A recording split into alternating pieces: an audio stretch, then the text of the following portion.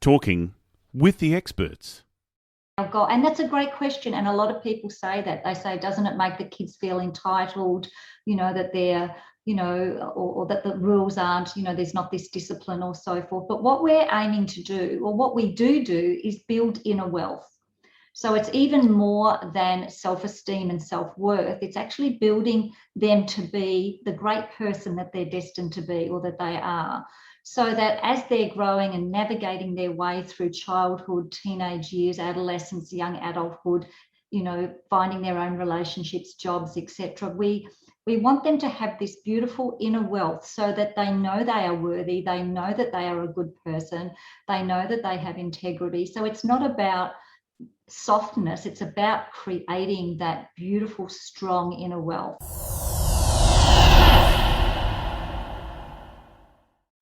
Talking with the experts. Hello and welcome to Talking with the Experts. My name's Rose Davidson from rosedavidson.com, and Talking with the Experts is about all things business by business owners for business owners, and you can find it on all good podcasting streaming platforms and on YouTube. And I would love it if you could head over to my channel and click on the subscribe button and ding the bell so that you know when my next videos are uploaded. Today, my guest is the lovely Lillian Reekie, and Lillian is a parenting strategist. Now, you might want to know what parenting has to do with getting into business. We're going to discuss that, how Lillian actually got into her business, so that we can find out a little bit more about, business owners can, not just necessarily do business, as in business related stuff. So we're going to be talking about the law of attraction and nurtured heart approach parenting. So Lillian is happily married to husband Andrew, and Andrew is a dish, actually. Been married for over 30 years, and they have 2 adult sons. She was originally a primary school teacher, and she became a parenting strategist because of her journey with her youngest son, who was diagnosed with ADHD, ODD, and childhood depression at the age of 4. So over the past 20 years, Lillian has featured many times on TV, radio, and on podcasts, and has written 6 books based on her family's journey, and also conducted many hundreds of seminars and workshops, both live and online. And we'll find out a little bit more about Lillian. Hello, Lillian. Welcome. Hello, Rose. Awesome to be here. Thanks so much for having me. Oh, thank you for joining me. Now, tell me, how in the world did you get into becoming a parenting strategist from being a primary school teacher? That is a great question. So I'll try and reduce the story as quickly as I can. So yes, I am a primary school teacher. My second son was born in 1993, 7.5 years after my first son. However, things were very, very different with him. It was very evident from a really young age that he was really challenging. From as early as I can remember, there was defiance, hyperactivity, aggression. He wasn't cooperative. He was, a really challenging little boy. And having come from teaching, I knew what, challenging kids were like. And so we had really hit the jackpot with this one. So what actually happened, Rose, was we just weren't prepared to take traditional methods, I guess, of dealing with his challenges. Back in those days, and I'm talking about back, 25 plus years ago when he was a toddler, the only recommendation they could give us was to medicate.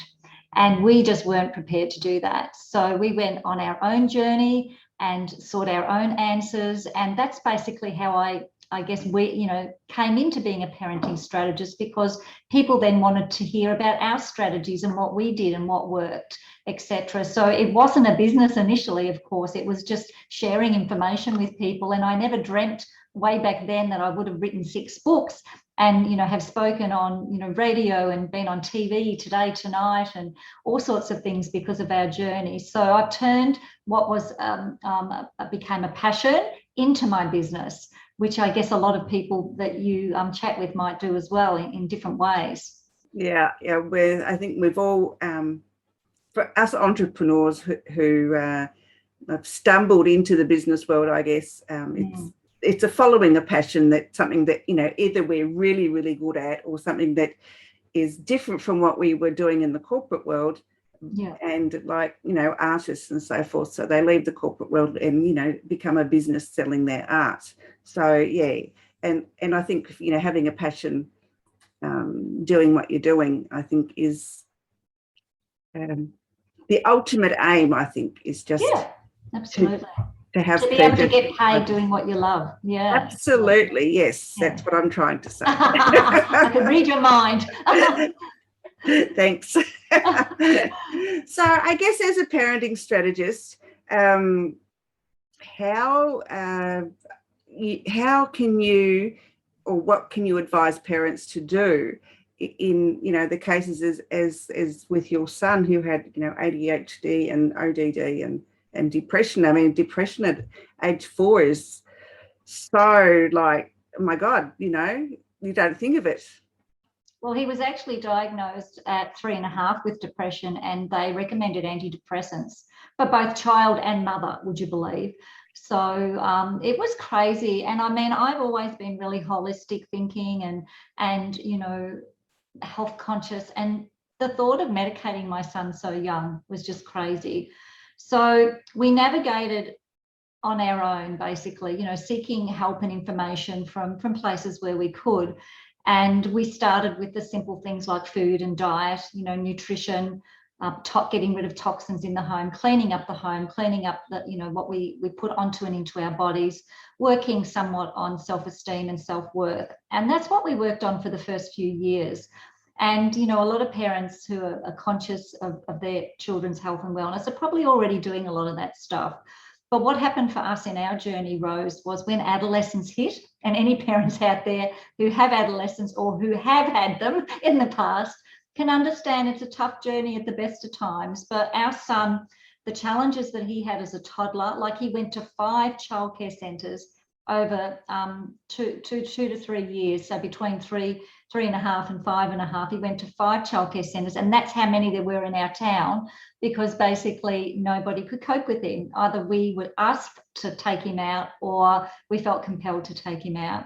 So we started our journey there. But what we really come to realise, and what's really become my real passion, Rose, is that many parents, unbeknownst to them, with the most love in their heart, wanting to be the very best parent they can be, are parenting what we call upside down.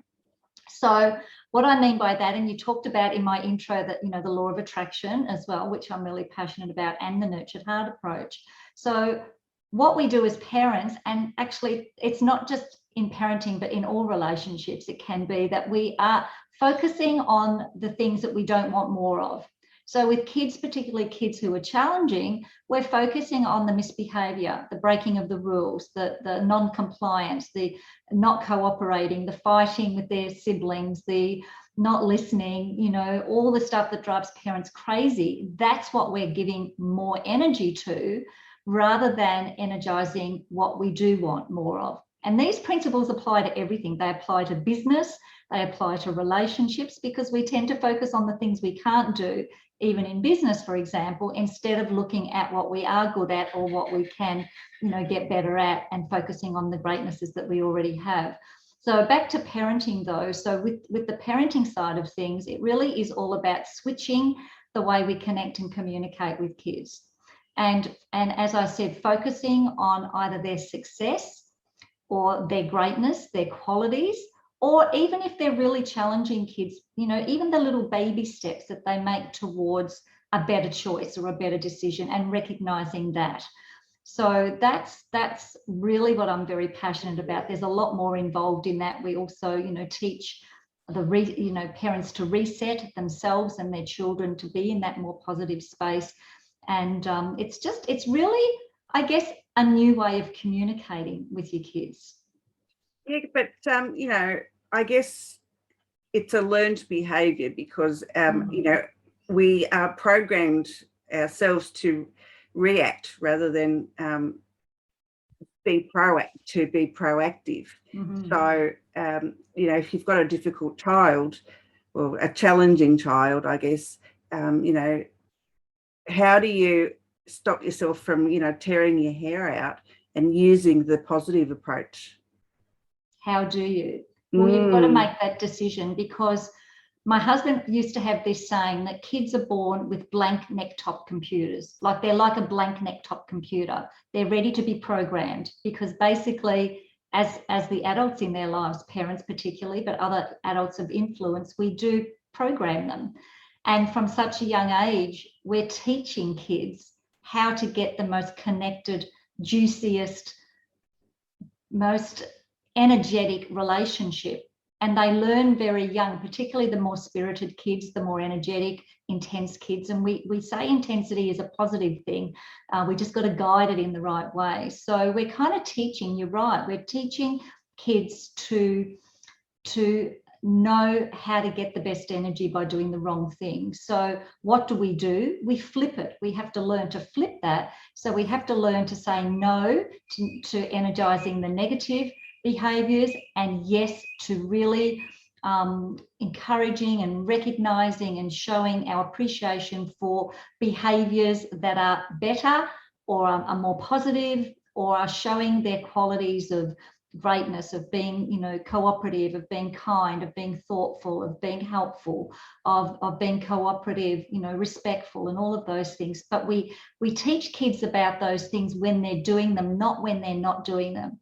Because usually if a child's just being disrespectful, you'll then come in with your beautiful lecture or sermon about respect, and that's not the time to do it. So we kind of know what to do, but we're just doing it in the wrong way. We're kind of doing it all upside down. So we've just got to learn to flip it back on the right side and change it. And with our story, if you'll indulge me just to share how powerful this was. So with our son, so he was really challenging, particularly from 3 to 5. And then from 13 to 15, as I said, when adolescence hit, the things that he got into, like mixing with the wrong kids, indulging in the wrong activities, use your imagination, taking things he shouldn't have taken, being in places he shouldn't have been in, doing stuff he shouldn't, like, it was just crazy. And our life at home was so out of balance. It was so disruptive. There was so much disconnect with our relationships. Disconnect is probably a word that I really relate to, because we just weren't connected, and even the stress it placed on the other relationships with my 2 boys as brothers, their relationships was stretched. My son with myself as mum and son, my son with his dad as son and dad, and even my husband and I, just because of all the stress that we had. But we were very, very fortunate through, I believe, the universe and the law of attraction again, is we attracted, I won't go into that story today, but it's a story for another day. We attracted an amazing parenting coach, hence why I'm so passionate about it now. And this particular gentleman from America used to deal with families of really, really challenging kids, street kids, gang members, kids who are into violence, drugs, even murder, really hardened, kids. So our child actually didn't seem so bad compared to some of that. But we actually mentored with him for 2 years. And he taught us how to switch the way we were communicating with our son and what we were focusing on and what we were energizing. Now, that wasn't the nurtured heart approach, Rose, but I was introduced to the nurtured heart approach a few years later. And it was in such amazing alignment with what our beautiful coach, Frank, taught us, that I just embraced it, and I went on and became a trainer for it. More recently, I've become an advanced trainer.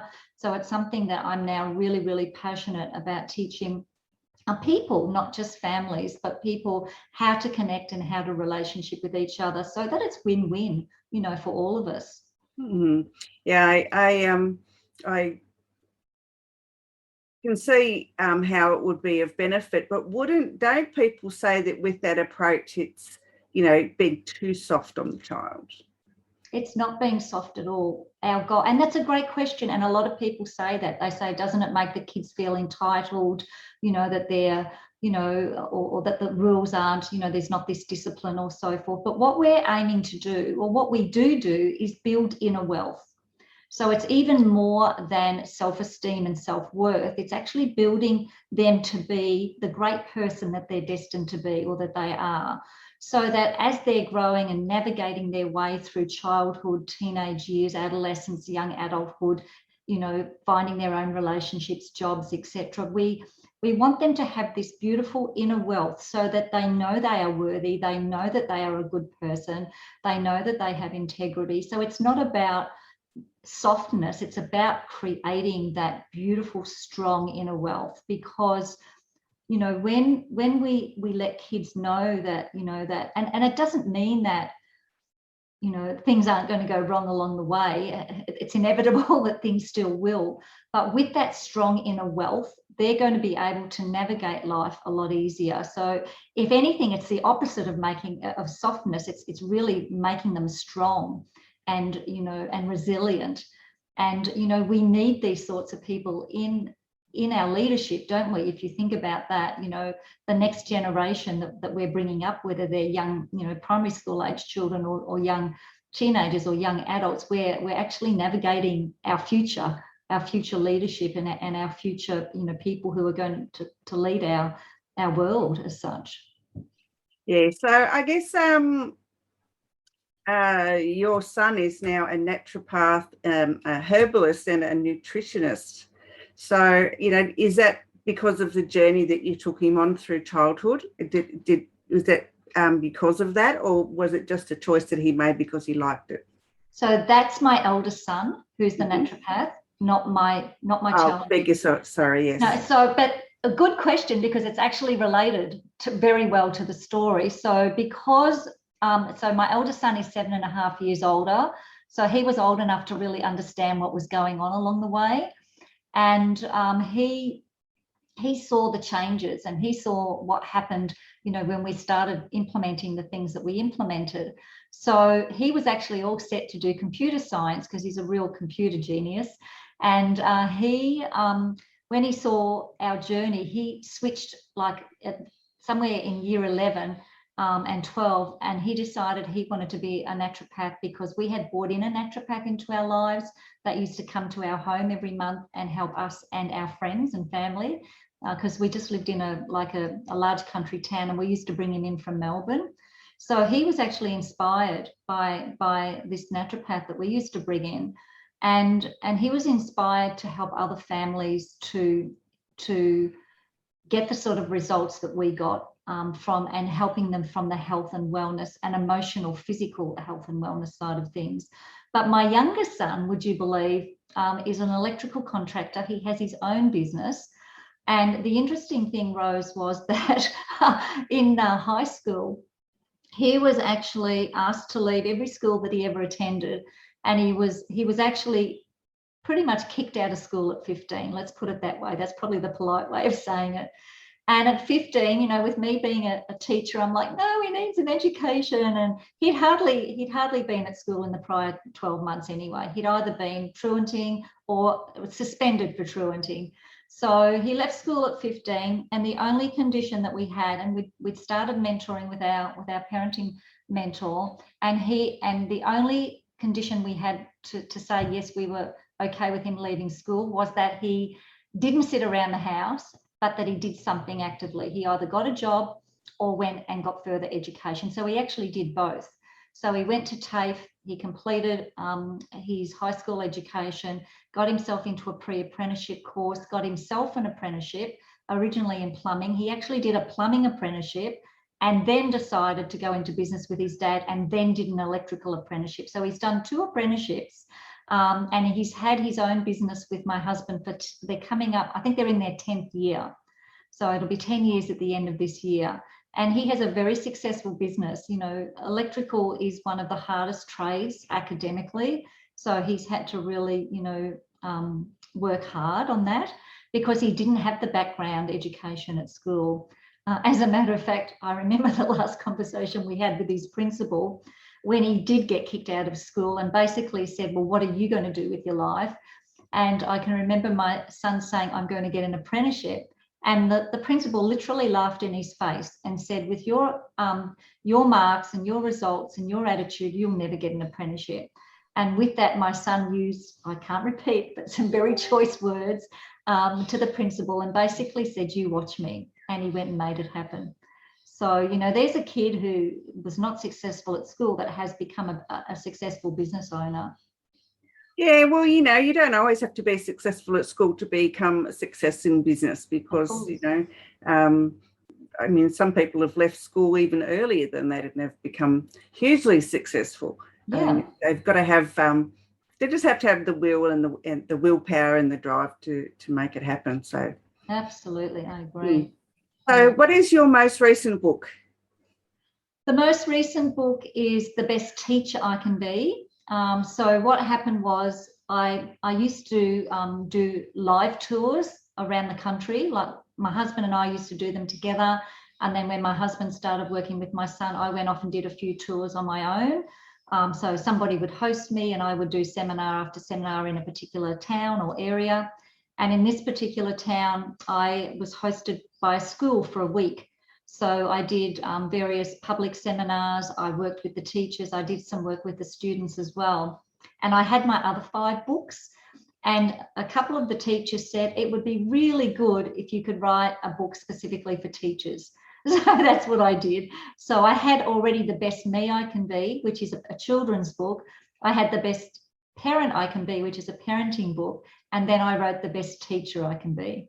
So that's the last one. That was 2013, I think. Yeah. Oh, okay. So it's fairly old then. It's not new. So when's a new one coming out then? I've actually just written a new chapter for a collaborative book. Yeah, book number 7, there's probably one there, but I've just got lots of other things on the go. I've just been attracting some really amazing things into my business recently, and a way for me to build my profile and my what's the word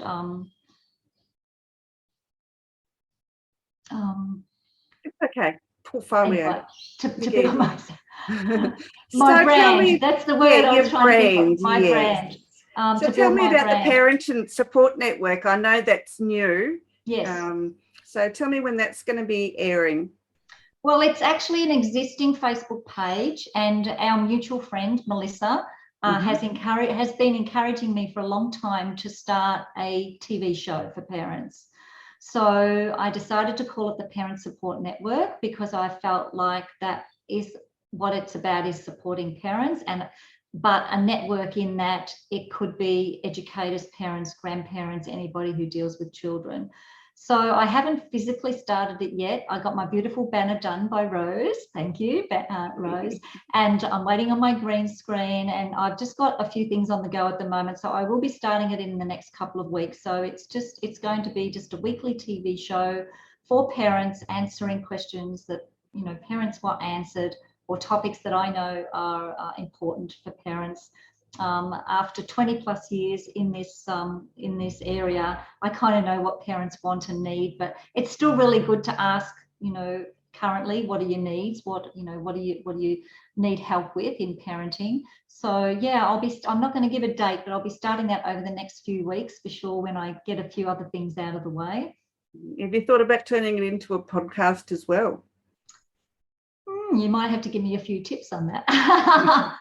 I know that I'd like to bring in some people to interview, or to not so much even interview, but just to collaborate with, to collaborate with people who are doing work that could help my community, for sure. Yeah. All right, you know where to find me. I do. I do. Well, I love doing podcasts. I've done quite a few, and it's a lot of fun just being able to, you know, share your story and so forth. Yeah, it is. Yeah, and I love doing what I do. It's I meet so many great people, and you know, you are now my 192nd interview. Wow, really? Yes, that many? It is. Yeah, I mean, compared to some people, it's. Well, it's only been going just over a year, so I suppose it is a few. Am I your first parenting strategist? You certainly are. There you go. Yeah. So 192, but still a first. That's it. That's it. All right, Lillian, any special hints, tips that you'd like to give, you know, even someone starting out in business that, has the same passion as you do with parenting, how they could start to, build up their brand and their client awareness? I think that's a great idea, a great question. And I think really, the saying is get paid to do what you love. So if you have a passion for something, if you have something that is going to positively impact, inspire and help people, a lot of people have things that they're good at, that they know about, that they have knowledge about. But then, like myself, I used to have this limiting belief that, people won't pay for parenting. It's just something that I can help people with, but I can't really turn it into a business. So really, just get yourself out there, get yourself known for whatever it is that you want to share. So whether, it's parenting or whether it's gardening or whether it's, whatever your passion is, there is somebody out there that needs or is interested in what you are passionate about. So really just get yourself out there, build up your following of people who also are interested in that. Get into groups and things that are people who have got similar interests, and that's what I've been doing, just connecting with a whole lot of people. But one of the biggest tips I would give is to really tune into your why and what it is that you have to give the world and offer the world, because I've been really tuning into gratitude recently and just being grateful that I can inspire, impact and help other families in need. And some amazing things are coming my way. Like, I really am attracting some great stuff. So as well as doing the stuff that you need to do for your business and for getting yourself out there and your brand out there, is to really work on your gratitude and your affirmations and focusing on what you want rather than the challenges that you might feel or see. Yeah, I agree with that. Yeah, I used to always think, oh God, it's not working. But when I flipped that around and started being grateful for just the small things, things are starting to happen for me now as well. So it's a lot to do with gratitude and just being positive, I think. Yeah, I agree. So Lillian, where can people find you? Probably the best way is to find me on Facebook at the Parent Support Network. So we can drop the link below once you've posted this. I'm happy for people just to connect with me on Facebook. I'm going to be revamping my website, so I'm not going to share that just now because it's old and outdated. But it is there, theparentingstrategist.com.au, but it needs some work. And so Facebook is probably where I hang out the most, and you can connect with me there. If anybody would like to have a chat about their parenting needs, I'm happy to do some complimentary chats with people, and also happy to share my favorite book. So I can give you that link as well, so people can download my favorite book, The Revolting Child, which is actually my third book. And this is my story with my son from birth through to just before he turned 16. All right, Lillian, thank you so much. It's been an absolute pleasure discussing parenting with you and actually just chatting with you and getting to know you a little bit better. Absolutely. It's awesome. All right. Thank you for your time. Thanks heaps, Rose. Bye. Bye.